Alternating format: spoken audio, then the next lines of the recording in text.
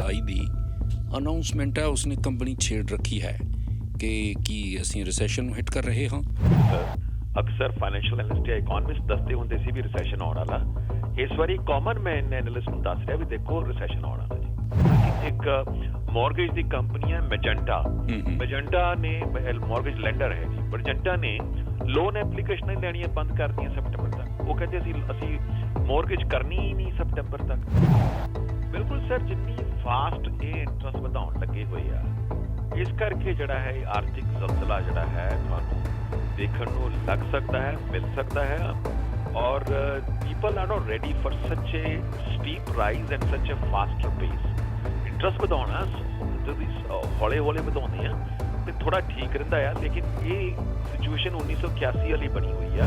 ਪਰ ਜਿਹੜਾ ਘਰ ਖਰੀਦਣ ਵਾਲਿਆਂ ਨੂੰ ਸਮੱਸਿਆ ਤਾਂ ਉਹੀ ਰਹੀ। ਪਹਿਲਾਂ ਉਹਨਾਂ ਦੀ ਸਮੱਸਿਆ ਇਹ ਸੀ ਕਿ ਘਰ ਮਹਿੰਗੇ ਬਹੁਤ ਸੀ, ਕੀਮਤ ਬਹੁਤ ਜ਼ਿਆਦਾ ਸੀ।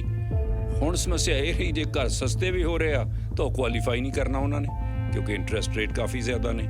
ਸੋ ਜਿਹੜੀ ਅਫੋਰਡੇਬਿਲਿਟੀ ਆ ਫਸਟ ਟਾਈਮ ਹੋਮ ਬਾਇਰ ਲਈ ਜਾਂ ਦਰਮਿਆਨੇ ਦਰਜੇ ਦੇ ਲੋਕਾਂ ਲਈ, ਉਹ ਤਾਂ ਸਮੱਸਿਆ ਉੱਥੇ ਦੀ ਉੱਥੇ ਖੜੀ ਹੈ।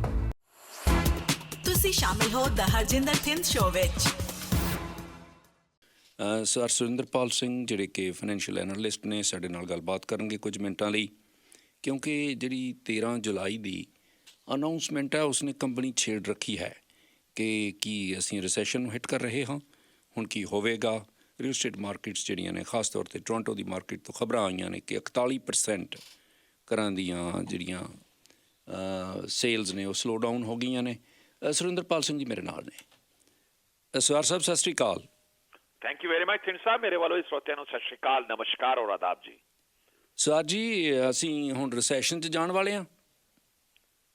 ਦੇਖੋ ਥਿੰਦ ਸਾਹਿਬ, ਇਹ ਪਹਿਲੀ ਵਾਰੀ ਮੈਨੂੰ ਲੱਗਦਾ ਆ ਕਿ common man is calling of recession compare to economist ਜਾਂ ਫਾਈਨੈਂਸ਼ੀਅਲ ਐਨਲਿਸਟ।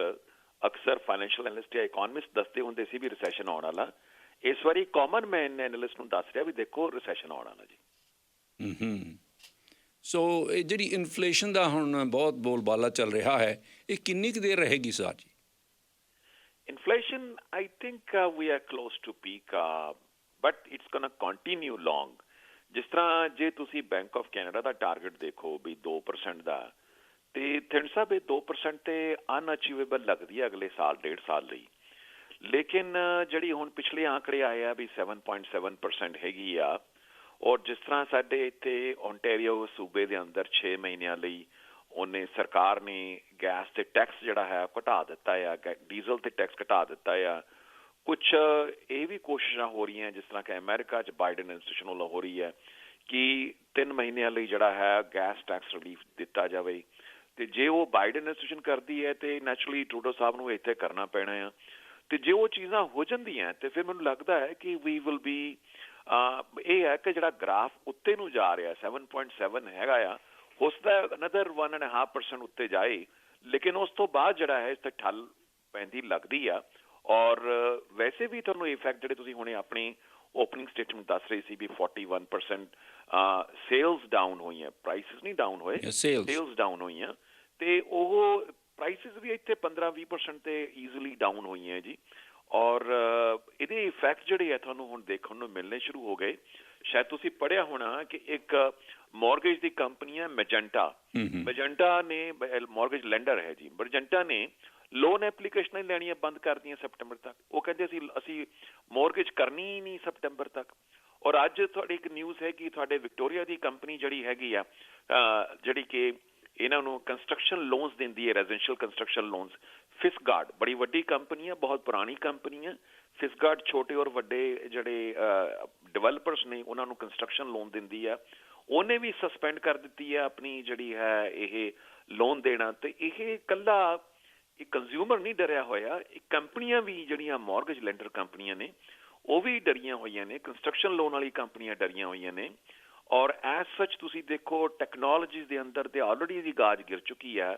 ਸ਼ੋਪੀਫਾਈ ਸਾਡੇ ਇੱਥੋਂ ਦੀ ਟੈਕਨੋਲੋਜੀ ਦੀ ਸਭ ਤੋਂ ਵੱਡੀ ਕੰਪਨੀ ਹੈ। ਉਸ ਕੰਪਨੀ ਨੇ ਕਰੀਬ 50 ਬੰਦਿਆਂ ਨੂੰ ਲੇ ਆਫ ਦਿੱਤਾ ਹੈ। ਹੋਰ ਵੀ ਕਈ ਕੰਪਨੀਆਂ ਦੇ ਜਿਹੜੀ ਟੈਕਨੋਲੋਜੀ ਦੇ ਕੰਪਨੀ ਅੰਦਰ ਆ ਉਹ ਲੇ ਆਫ ਦੇਖਣ ਨੂੰ ਮਿਲ ਰਿਹਾ ਹੈਗਾ।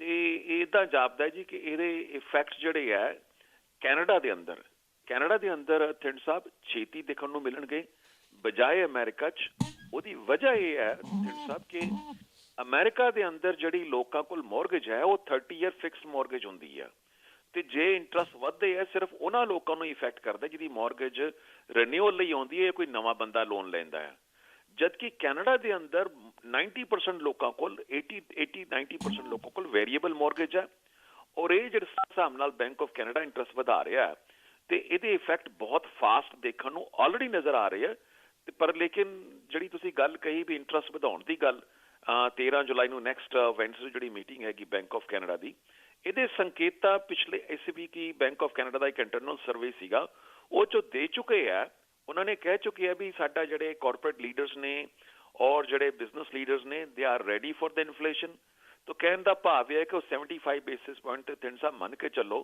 ਕਿ ਅਗਲੇ ਬੁੱਧਵਾਰ ਨੂੰ ਇੰਟਰਸਟ ਵਧਾਉਣਾ ਹੀ ਵਧਾਉਣਾ ਉਹਨਾਂ ਨੇ ਜੀ। ਗੱਲ ਸੁਰਿੰਦਰਪਾਲ ਸਿੰਘ ਜੀ ਸਿਰਫ 13 ਜੁਲਾਈ ਦੀ ਨਹੀਂ ਕਹਿੰਦੇ 6 ਸਤੰਬਰ ਜਾਂ 10 ਸਤੰਬਰ ਨੂੰ ਫੇਰ ਸੁਬਰਾਮਨੀਅਮ ਹੋਣੀ ਕਹਿੰਦੇ ਕਿ ਹੋ ਸਕਦਾ 2% ਜਾਂ 3% ਹੀ ਫਿਰ ਚੱਕ ਦੇਣ ਔਰ ਉਹਦੇ ਨਾਲ ਜਿਹੜਾ ਕਹਿੰਦੇ ਫਿਰ ਜਿਹੜਾ ਆਰਥਿਕ ਜ਼ਲਜ਼ਲਾ ਆ ਸਕਦਾ ਹੈ।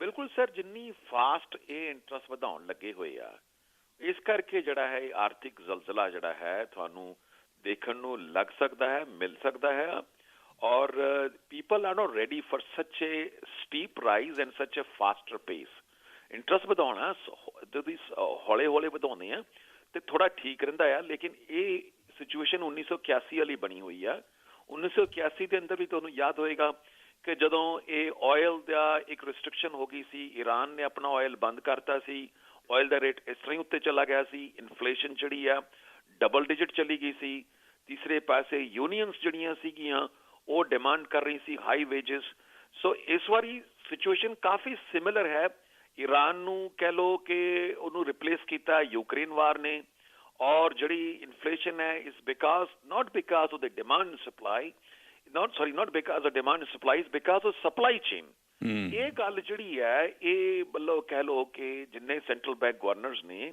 ਇਹਨਾਂ ਦੇ ਖਾਨੇ 'ਚ ਇਹ ਜੇ ਮਤਲਬ ਸਾਡੇ ਇਕੋਨਮਿਸਟ ਜਾਂ ਦੂਸਰੇ ਲੀਡਰਸ ਪਾਉਣ 'ਚ ਜੇ ਸਫਲ ਰਹਿੰਦੇ ਆ ਤੇ ਹੋ ਸਕਦਾ ਇਹਦੇ ਅੰਦਰ ਥੋੜੀ ਜਿਹੀ ਨਿਜਾਤ ਮਿਲੇ ਲੇਕਿਨ ਜੋ ਡਿਪੈਂਡ ਕਰਦਾ ਸਾਡੇ ਪੋਲੀਟੀਕਲ ਲੀਡਰਸ ਨੇ ਜੋ ਪੋਲੀਟੀਕਲ ਸਾਡੇ ਜਿਹੜੀ ਇਸ ਟਾਈਮ ਲੀਡਰਸ਼ਿਪ ਹੈ ਉਹਨੇ ਜੋ ਟਾਰਗੇਟ ਦਿੱਤਾ ਆ ਬਈ 2% ਇਨਫਲੇਸ਼ਨ ਰਹਿਣੀ ਚਾਹੀਦੀ ਹੈ ਉਹਨੇ ਤੇ ਉਸੇ ਤੇ ਕੰਮ ਕਰਨਾ ਹੈ ਲੇਕਿਨ ਹੁਣ ਕਈ ਲੋਕ ਇਸ ਤੇ ਵੀ ਕਹਿ ਰਹੇ ਕਿ ਇਨਫਲੇਸ਼ਨ ਟਾਰਗੇਟ ਨੂੰ ਤੁਸੀਂ 4% ਕਰ ਦਿਓ ਫਿਲਹਾਲ ਤੁਸੀਂ ਇਹਨੂੰ ਮਤਲਬ ਇਟਸ ਇੰਪੋਸੀਬਲ ਕਿ ਤੁਸੀਂ 8-9% ਨੂੰ ਤੁਸੀਂ 2% ਤੇ ਲਿਆਣਾ ਉਹ ਤੁਹਾਨੂੰ ਨੈਚੁਰਲੀ ਗੱਲ ਬਹੁਤ ਅਗਰੈਸਿਵ ਐਕਸ਼ਨ ਲੈਣਾ ਪੈਂਦਾ ਜੇ ਸ਼ਾਰਟ ਟਾਈਮ ਪੀਰੀਅਡ ਲਈ ਤੁਸੀਂ ਇਹਨੂੰ ਟਾਰਗੇਟ ਆਪਣਾ 4% ਕਰ ਦਿਓ then definitely the Bank of Canada will not be as aggressive as they are ਬਾਕੀ ਇਹ political leadership they will power ਤੇ ਡਿਪੈਂਡ ਕਰਦਾ ਜੀ ਪਰ ਜਿਹੜਾ ਘਰ ਖਰੀਦਣ ਵਾਲਿਆਂ ਨੂੰ ਸਮੱਸਿਆ ਤਾਂ ਉਹੀ ਰਹੀ ਪਹਿਲਾਂ ਉਹਨਾਂ ਦੀ ਸਮੱਸਿਆ ਇਹ ਸੀ ਕਿ ਘਰ ਮਹਿੰਗੇ ਬਹੁਤ ਸੀ ਕੀਮਤ ਬਹੁਤ ਜ਼ਿਆਦਾ ਸੀ ਹੁਣ ਸਮੱਸਿਆ ਇਹ ਰਹੀ ਜੇ ਘਰ ਸਸਤੇ ਵੀ ਹੋ ਰਹੇ ਆ